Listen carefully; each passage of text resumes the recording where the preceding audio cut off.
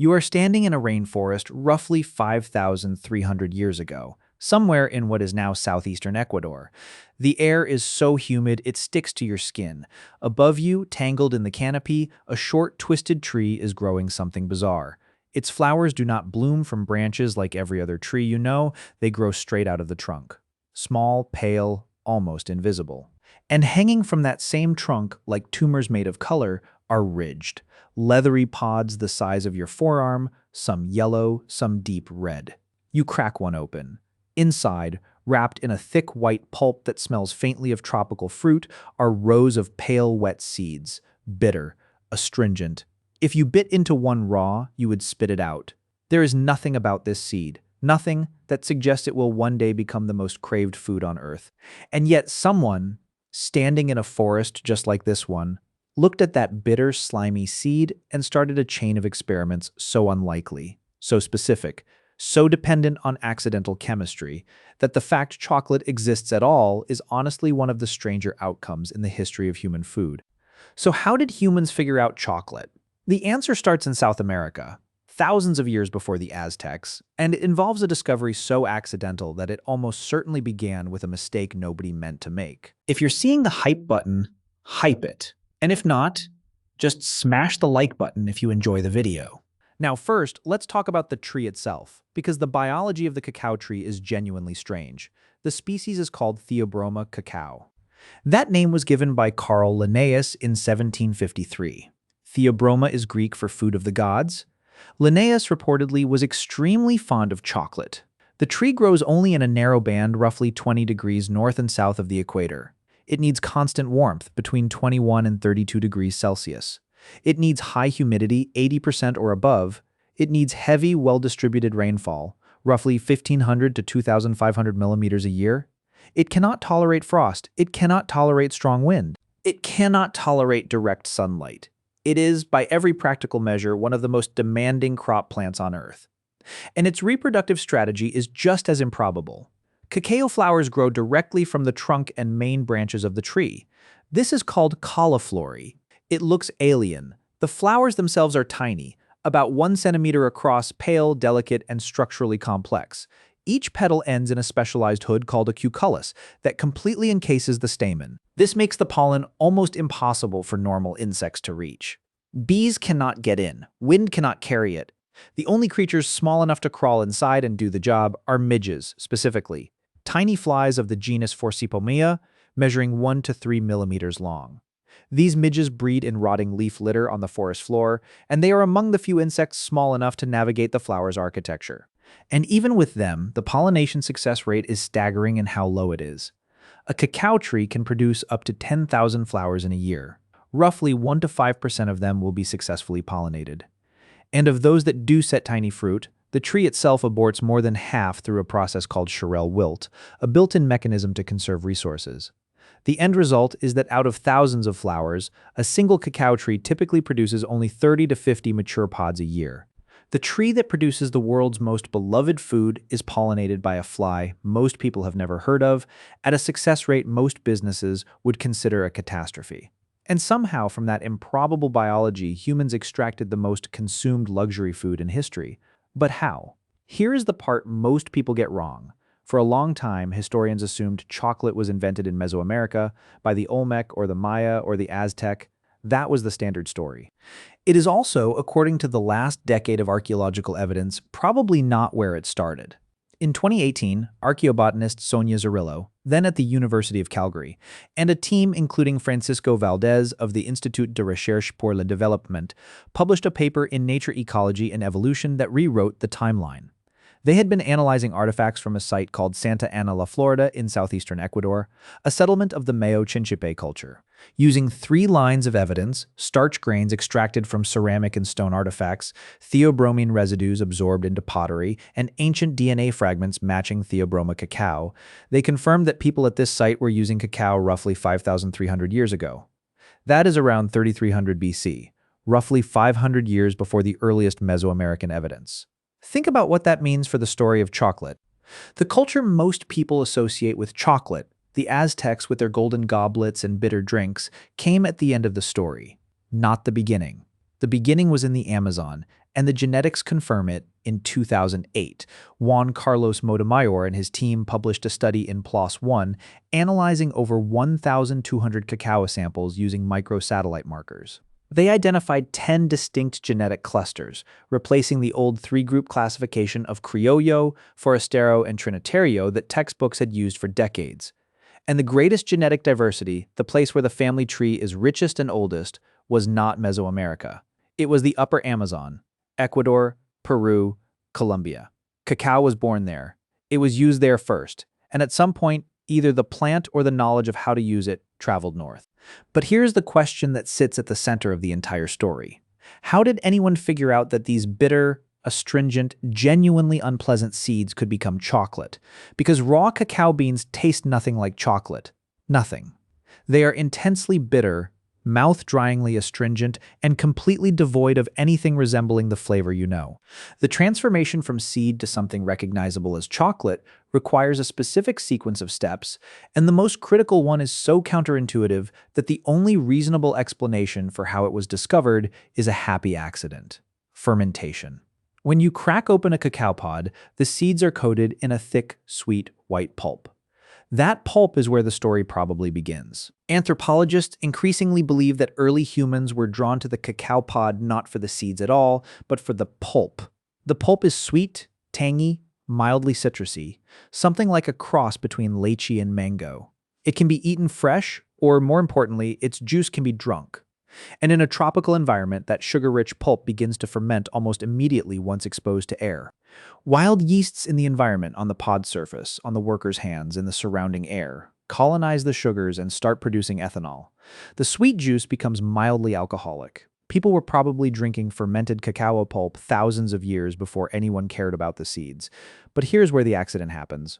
When you leave the beans sitting in that fermenting pulp for several days, something changes inside the seed. The yeasts produce alcohol first. Then acetic acid bacteria convert that alcohol into vinegar. The heat builds. Temperatures inside a fermenting pile of cacao can reach 50 degrees Celsius. And that combination of acetic acid and heat kills the embryo inside the seed. The cell walls rupture. Enzymes that were locked in separate compartments inside the seed mix together for the first time. Proteins break down into free amino acids. Complex polyphenols begin to oxidize and polymerize. Bitterness decreases, astringency fades. And the beans change color from purple or white to brown. Without fermentation, there is no chocolate. The flavor does not exist in the raw bean. It is created by the fermentation process and then fully unlocked later during roasting. When those amino acids and sugars undergo the Maillard reaction, the same chemical process that makes bread crust taste like bread crust and steak taste like steak. Fermentation creates the precursors.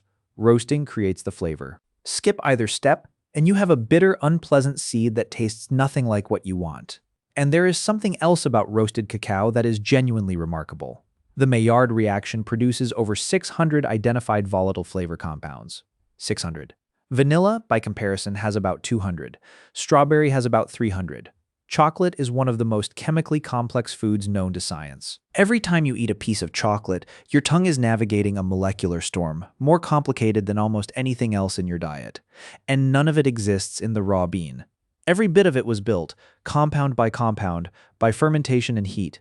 Someone, thousands of years ago, left seeds in fermenting pulp by accident, noticed they changed, dried them, ground them, heated them, and tasted something that was not there before.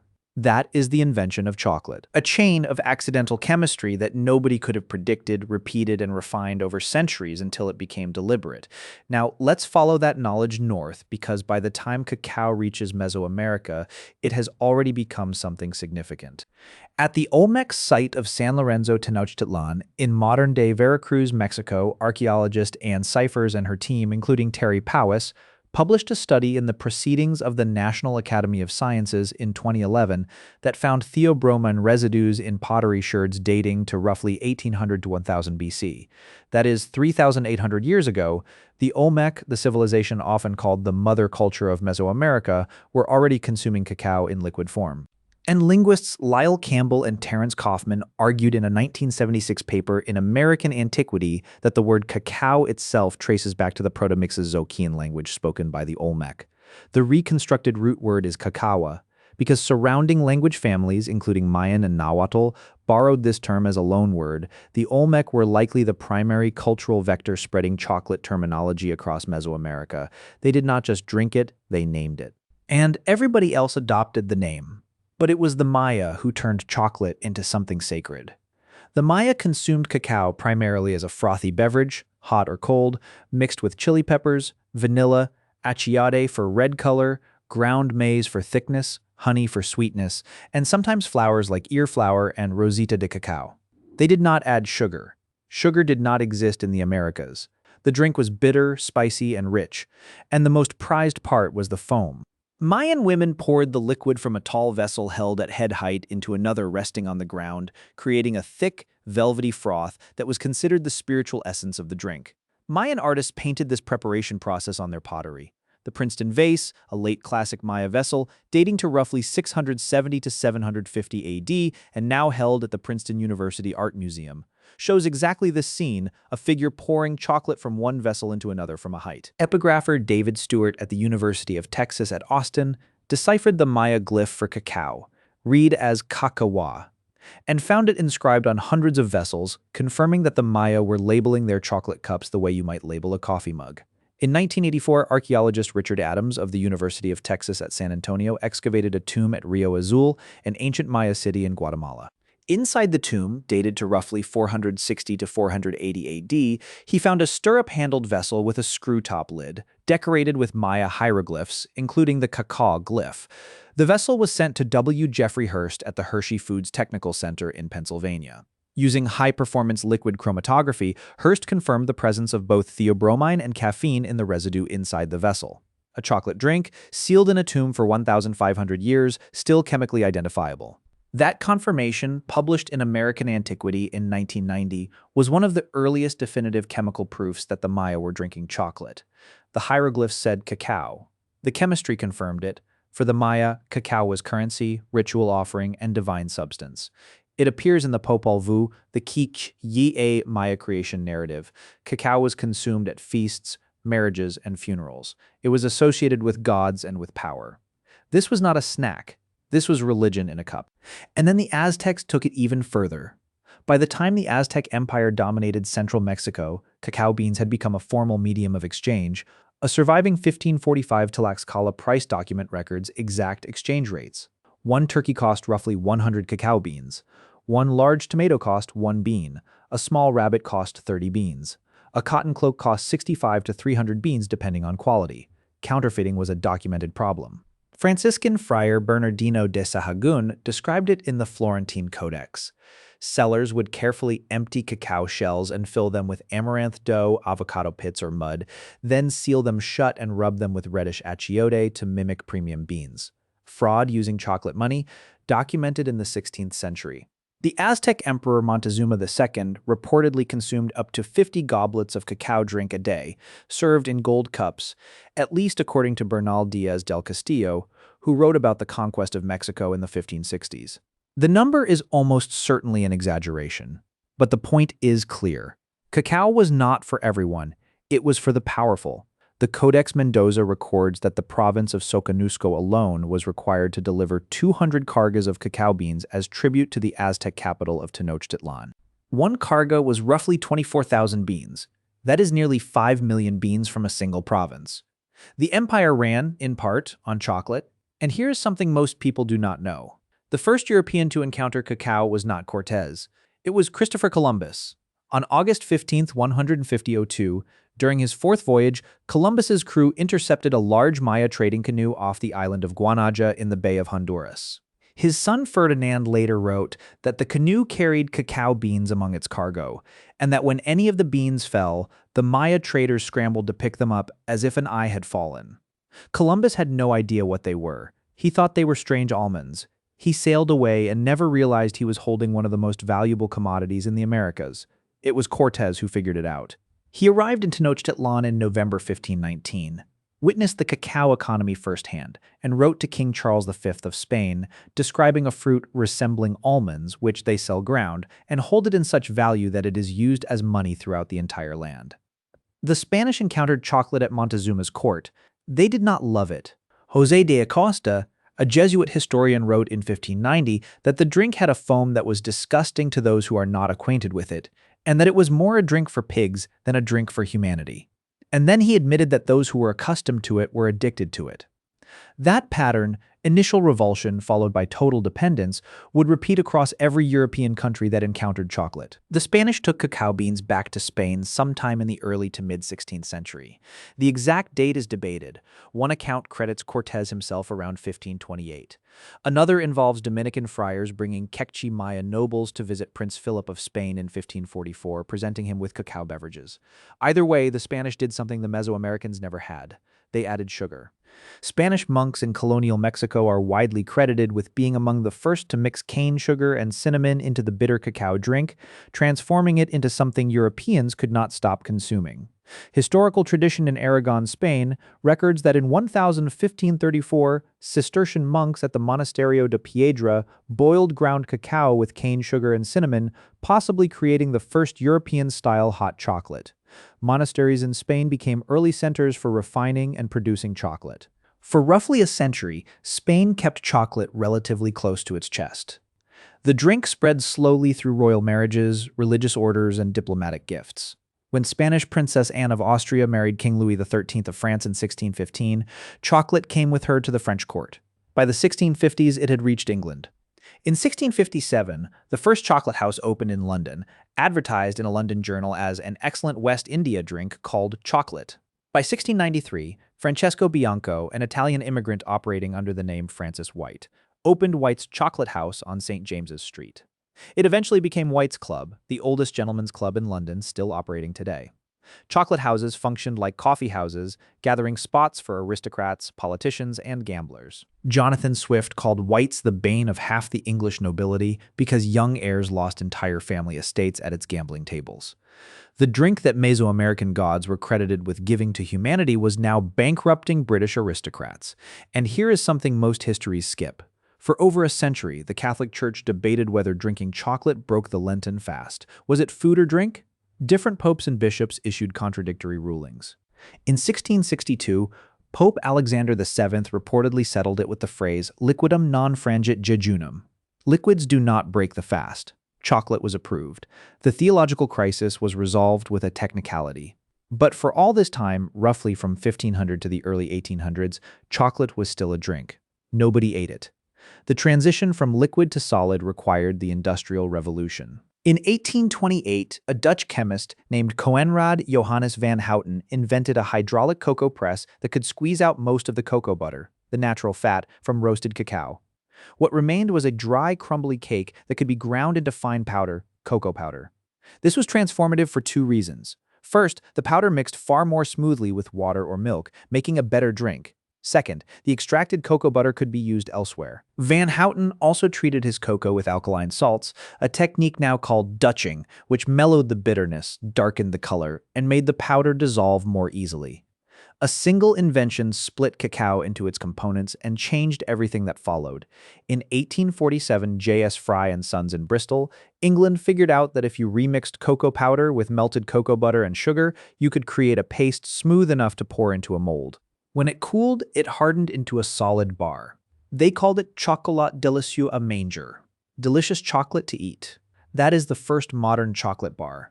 For roughly 3,800 years, from the Olmec to the British Industrial Revolution, chocolate was a liquid. Fry made it solid. And here's a detail worth noting. J.S. Fry and Sons, Cadbury, and Rowntree's, the three companies that dominated British chocolate for a century, were all founded by Quakers. Members of the Society of Friends who were barred by law from attending universities or holding public office turned to business instead. And as supporters of the temperance movement, they championed chocolate as a wholesome, nourishing alternative to the gin that was devastating the working class. Chocolate in Britain was, from the very beginning, a moral enterprise. In 1875, Daniel Peter, a Swiss chocolatier in Vevey, solved a problem that had stumped everyone who tried before him. How do you add milk to chocolate without it going rancid? Liquid milk contains water, and water ruins the texture and shelf life. Peter spent 8 years trying and failing. His neighbor in Vevey happened to be Henri Nestlé, who had developed condensed milk with most of the water removed. Peter combined Nestlé's condensed milk with chocolate, and milk chocolate was born. Sweeter, creamier, accessible to people who found dark chocolate too bitter. This single product, milk chocolate, created the mass market for chocolate as we know it. 4 years later, in 1879, another Swiss chocolatier named Rodolphe Lindt made a discovery, reportedly by accident. He left a chocolate mixing machine running over an entire weekend. When he came back on Monday, the chocolate had been continuously stirred, heated, and aerated for days. And it was different. It was smooth.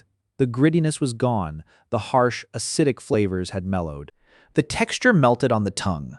This process, which Lindt called conching, is what gives modern chocolate its characteristic smoothness. The conche works by evaporating volatile acids, distributing cocoa butter evenly through the mixture, and reducing particle size until it drops below 20 microns, the threshold below which the human tongue cannot detect graininess. Before Lindt, chocolate was gritty. After Lindt, chocolate melted. He called the result chocolat fondant. And that brings us to the reason chocolate melts the way it does, which is a piece of physics that deserves its own moment. Cocoa butter melts between 34 and 38 degrees Celsius. Human body temperature is 37 degrees. Chocolate is one of the only foods in the world that is solid at room temperature, but melts precisely at the temperature of your mouth. That is not an accident of design. It is an accident of chemistry that humans exploited. And getting the melt right requires something called tempering, a process of carefully heating and cooling the chocolate to encourage the cocoa butter to crystallize in one specific form out of 6 possible crystal structures. Only Form V, as it is called, produces the glossy sheen, the satisfying snap, and the smooth melt that defines quality chocolate. Get the crystals wrong, and the chocolate is dull, crumbly, and develops a white film on the surface called bloom. Every chocolate bar you have ever eaten is the result of someone precisely controlling which crystal structure the fat formed. That is materials science, applied to a snack, and there is one more layer to the chemistry that most people never learn. Among those 600-plus flavor compounds is theobromine, a mild stimulant named from theobroma and weaker than caffeine by about a factor of 10, but with a longer half-life and a gentler effect. There is anandamide, which neuroscientist Daniele Piomelli and colleagues at the Neurosciences Institute in San Diego identified in chocolate in a 1996 study published in Nature. Anandamide is an endocannabinoid, a molecule that binds to the same receptors in the brain as THC. The amounts in chocolate are very small, far too small to produce any cannabis-like effect. But the fact that chocolate contains a compound that your brain responds to with the same receptors it uses for cannabinoids is worth knowing. There is phenylthylamine, sometimes called the love chemical, released naturally during feelings of attraction. And there are flavonols, powerful antioxidants, especially epicatechin and catechin, that have been the subject of cardiovascular research for decades. Chocolate is not just complex in flavor, it is a pharmacy disguised as a dessert. And one more fact about the chemistry: theobromine is harmless to humans at any reasonable dose, but dogs metabolize it roughly 10 times more slowly. A dog's body takes about 17.5 hours to process theobromine. That slow metabolism means the compound accumulates to toxic levels in their system. That is why chocolate is dangerous to dogs. Not because of the cocoa, because of the theobromine their liver cannot clear fast enough. So the answer: how did humans invent chocolate? They did not set out to. Nobody looked at a bitter, astringent seed growing from the trunk of a tropical tree and decided to invent a luxury food. The most probable sequence is this. Roughly 5,300 years ago in the upper Amazon, people cracked open cacao pods for the sweet pulp. The pulp fermented naturally in the tropical heat. Someone left the seeds in the fermenting pulp long enough for the chemistry inside the beans to change. They noticed the seeds were different afterward, less bitter, darker, and when dried and ground and heated, capable of producing a flavor that had not existed before. That knowledge, refined over centuries, traveled north to Mesoamerica, where the Olmec, the Maya, and the Aztecs turned it into a sacred drink, a currency, and a symbol of divine power. The Spanish brought it to Europe and added sugar. The Dutch separated it into its components. The British made it solid, the Swiss made it smooth and creamy. And the chemistry of cocoa butter, melting at exactly the temperature of the human mouth, made it irresistible. Was chocolate a single invention? Almost certainly not. The archaeological and genetic evidence points to cacao being used independently in South America, and over time in Mesoamerica, with distinct cultural developments in each region. The probability that chocolate was invented exactly once in one place and spread outward is low, perhaps 15 to 20%. The more likely scenario, at roughly 80 to 85% probability, is that humans in the upper Amazon figured out the basics of cacao processing first around 3300 BC. And that knowledge, or the plant itself, was carried north over centuries, where Mesoamerican cultures independently developed the elaborate preparation techniques, the frothed drinks, the ritual uses, and the economic systems that turned cacao into the backbone of civilizations. But here's the part that stays with me. The entire thing hinges on fermentation. Without it, there is no chocolate flavor. Without it, the Maillard reaction has nothing to work with. Without it, the seeds are just bitter, astringent, inedible waste from a fruit whose pulp was the real prize. The invention of chocolate is, at its core, the invention of patience. Leave the seeds alone in the heat. Wait. Let the microbes do their work. Let the chemistry run. And when you come back, something will be there that was not there before. Something that did not exist in the raw bean, something that no one planned, something that required a specific temperature, a specific microbial succession, a specific amount of time, and a specific amount of luck. And from that accident, humans built a $130 billion industry, fueled revolutions, funded empires, reshaped global agriculture, and created a food so chemically complex that it triggers endocannabinoid receptors, melts at the exact temperature of your mouth, and contains more flavor compounds than almost anything else you will ever eat. And the language itself still remembers what chocolate meant to the people who invented it. The English word chocolate probably does not come from the Nahuatl word chocolatl, despite what most people think. Linguists Karen Dakin and Soren Wichmann argued in a 2000 paper in Ancient Mesoamerica that the word likely traces to an Eastern Nahuatl term, chicolatl, derived from chicoli, the hooked wooden stick used to froth the drink. Chocolate, at its etymological root, means beaten beverage. The name is not about the flavor, it is about the foam.